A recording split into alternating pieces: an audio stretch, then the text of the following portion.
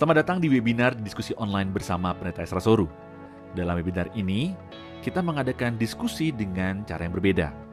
Anda akan diberikan kesempatan untuk bertanya dan mengangkat topik-topik yang ramai dibahas mengenai Kristenan. Berikut adalah cuplikan video dari diskusi-diskusi yang kami lakukan setiap Senin 2 minggu sekali jam 7 malam. Dan bagi Anda yang ingin mendaftar, silakan Anda bisa klik link yang tertulis pada caption. Jangan lupa untuk klik dan subscribe YouTube channel Pijar TV.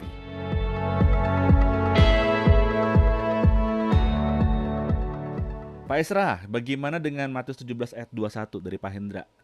Apa artinya mengusir roh jahat dengan berdoa dan berpuasa? Nah, tolong minta penjelasannya mengenai ayat ini, Pak. Matius 17 ayat 21.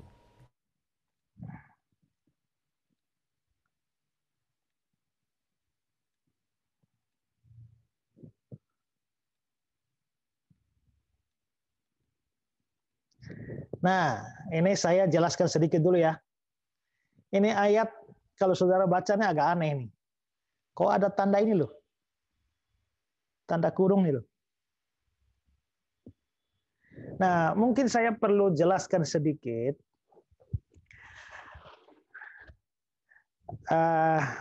Kalau kita studi Alkitab, secara khusus untuk topik inerensi dan infallibility Alkitab, ketidakbersalahan Alkitab, maka kita akan melihat bahwa ketidakbersalahan Alkitab itu lebih berkenaan dengan autografnya, naskah aslinya.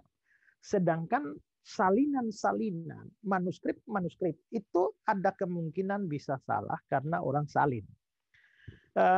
Kalau fotokopi, ada buku ini asli difotokopi 1000 kali pun pasti sama dengan yang pertama aslinya.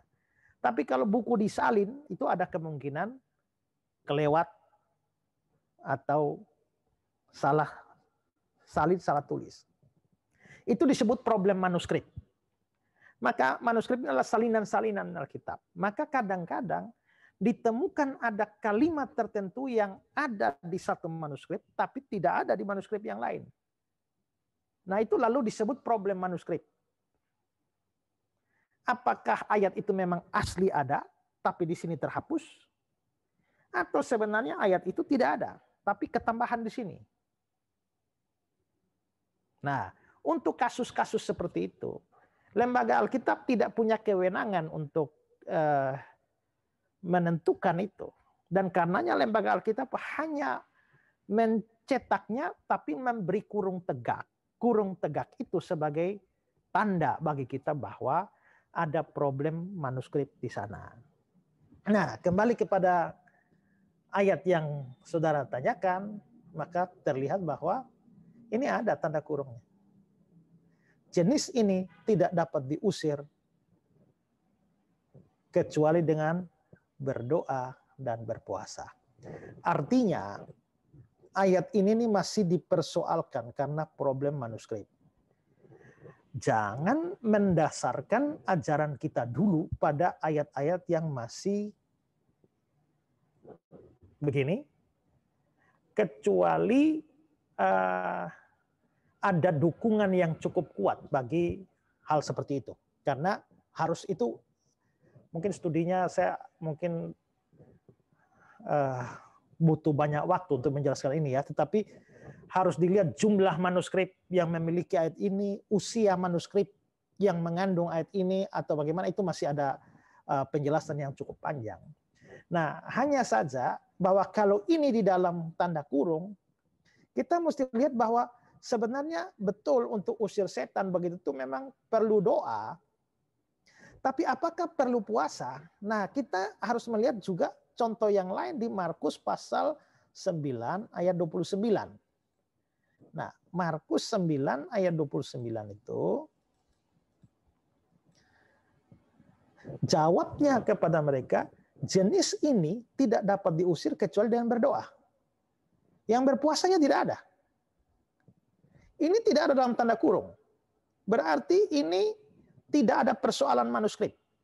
Maka untuk mengusir roh itu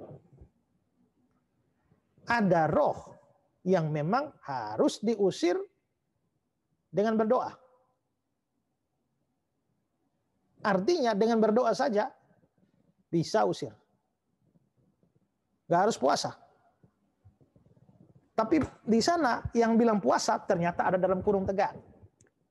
Karena ada dari kurung tegak, ya dipersoalkan manuskripnya, ya sudah, kita tidak usah pusingkan itu. Yang penting adalah ini benar-benar tidak ada problem. Kalau ini tidak ada problem manuskrip, artinya Yesus sendiri bilang bahwa jenis roh ini tidak dapat diusir kecuali dengan berdoa, berarti berdoa baru usir dia, ya sudah. Artinya adalah di sini tidak ada puasa. Jadi untuk mengusir roh-roh tertentu kita lakukan dengan berdoa. Tapi tidak ada keharusan puasa. Mau puasa silakan, tapi nggak ada keharusan.